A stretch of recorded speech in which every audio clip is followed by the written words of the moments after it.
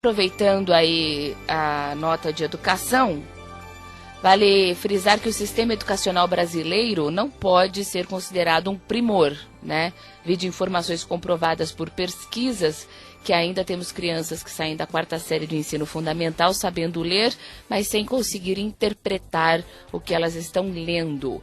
Apesar disso, na outra ponta, a gente tem MBAs oferecidos aqui no Brasil entre os 100 melhores do mundo.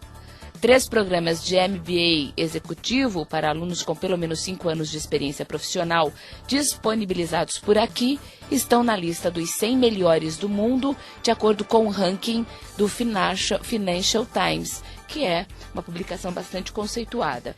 E para falar um pouquinho sobre isso, Júlio Furtado, ele que é doutor em Ciências da Educação, mestre em Orientação Educacional e MBA em Gestão Empresarial e também especialista em Gestalt Terapia. Olá, Júlio, tudo bem? Tudo bem, Sandra. Boa tarde.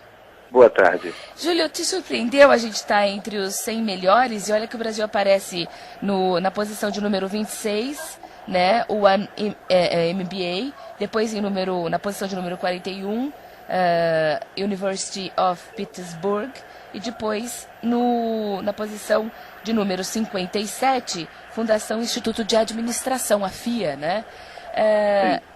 A gente sabe que o Brasil tem várias deficiências na educação, mas, por outro lado, a gente recebe surpresas gratas como essa, né? Como é que dá para avaliar isso? Olha só, Sandra, eu acho que, em primeiro lugar, se formos partir do princípio de instituições brasileiras mesmo, só poderíamos considerar 2 dessas, né? Tá. A 26ª e parece que o 57º. O 41º digamos, é como se fosse uma filial do curso oferecido pela Universidade de Pittsburgh aqui no Brasil. Tá. Eu acho que esse confronto, né, que você estabelece, ele precisa ser analisado de forma diferente em cada situação. Porque se, por exemplo, se considerássemos as políticas, o empenho, a aplicação, a supervisão de recursos, a busca da excelência, que essas instituições que hoje figuram entre as 100 melhores do mundo fizeram para chegar a esse resultado, se tivéssemos esse mesmo esforço, essa mesma estrutura aplicada à educação básica pública, eu diria nos últimos 20, 30 anos, com certeza estaríamos também dentre os melhores países do mundo nessa estrutura. O que temos é que fazer uma comparação dos resultados que a gente obtém na educação básica versus os resultados, como eu já disse, obtidos por instituições focadas, que buscam a excelência e que, infelizmente, a comparação ela não pode ser direta exatamente por causa disso, pela própria origem do processo, né? O processo nessas instituições, eles têm origem num processo de investimento direto, né? Ou seja, esse aluno investe, ele busca esse resultado e essa instituição se compromete, né, com metas, com acompanhamento de recursos e com resultados reais. Infelizmente, as nossas políticas públicas não permitem esse mesmo perfil de processo, né? Hoje nós ainda colhemos os frutos de uma política pública muito descompromissada com supervisão de recursos, a gente vê a toda hora os escândalos, e a aplicação desses recursos em questões que deem resultados diretos, né? Que melhorem efetivamente a qualidade do ensino básico. Infelizmente, essa contradição existe, mas eu acho que a explicação está nessa divergência estrutural aí. Exatamente, e o senhor citou bem, não dá para fazer o confronto direto, exatamente porque, é bem o que o senhor disse mesmo, o foco é muito diferenciado, né? A gente não tem ainda no Brasil o foco, ou acho que as pessoas ainda não perceberam a importância da educação, né, para o crescimento de um país, para o fortalecimento de um país. A gente sabe que países que ficaram quase que destruídos, como o Japão na Segunda Guerra, e focaram na educação, se desenvolveram absurdamente em muito pouco tempo, né? Então, a gente não pode fazer um confronto direto, mas dá para mostrar que se tiver foco, dá para fazer, né? Ah, com certeza. Com certeza. Eu acredito que a gente vem melhorando, né? Há 10 anos atrás, por exemplo, nós tínhamos um investimento por aluno, por ano, na educação básica em torno de R$ 1.300, R$ 1.500. Hoje, esse investimento, ele já está quase dobrando, mas ainda mantemos uma relação entre o valor investido no aluno da educação básica e o valor investido no aluno do ensino superior, ainda é uma relação muito grande. Hoje, essa relação está em torno de 6, né?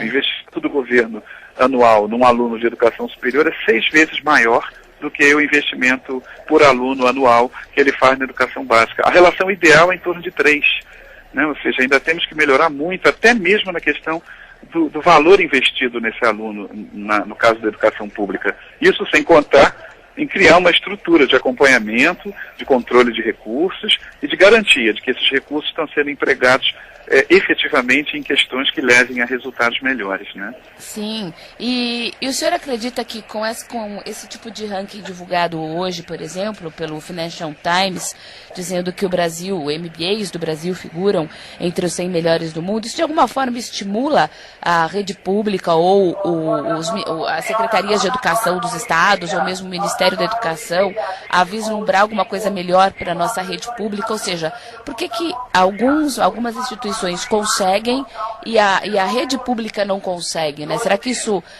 ajuda a clarear alguma coisa para essas pessoas? Eu acho que ajuda sim.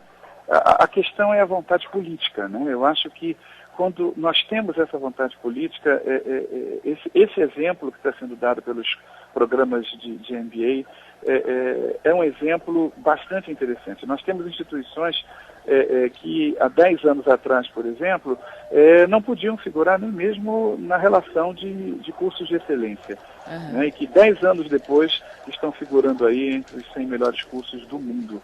Eu acho que a estrutura pública, né, as políticas públicas precisam ser repensadas à luz de exemplos como esse, que cada vez mais nos provam que artifícios e estruturas e recursos e métodos usados, né, na instância privada, que é uma instância naturalmente mais focada, precisam ser transferidos imediatamente para a gestão pública, em especial gestão da educação, né, que é a gestão de um processo que está na base aí da possibilidade de crescimento do país. Eu acho que é um excelente exemplo e eu acho que a estrutura pública educacional precisa fazer um benchmarking urgente nesses cursos, nessas instituições, com o objetivo de copiar mesmo, de se inspirar em alguns processos que com certeza já se provaram bastante eficazes.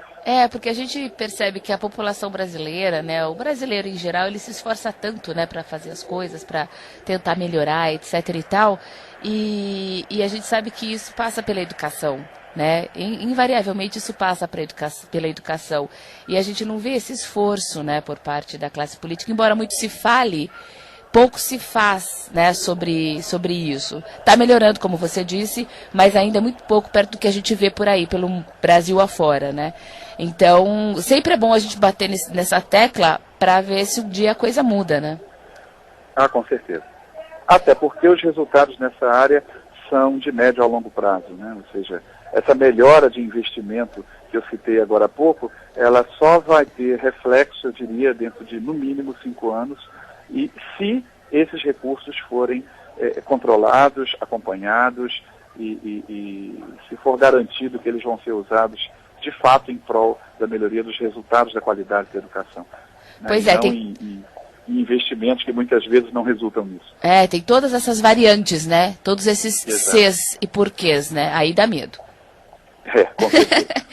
Tá ótimo, eu agradeço bastante ao Júlio Furtado, ele que é doutor em Ciências da Educação, também mestre em Orientação Educacional, MBA em Gestão Empresarial e especialista em Gestalt Terapia, falando aqui sobre MBAs oferecidos aqui no Brasil, que estão de acordo com o ranking do Financial Times, entre os 100 melhores do mundo. A gente fez esse comparativo aí com a qualidade da educação na escola pública, no ensino que é oferecido às nossas crianças aqui no Brasil. Dá para melhorar, precisa mesmo de foco e principalmente vontade política. Obrigada, Júlio Furtado, um abraço.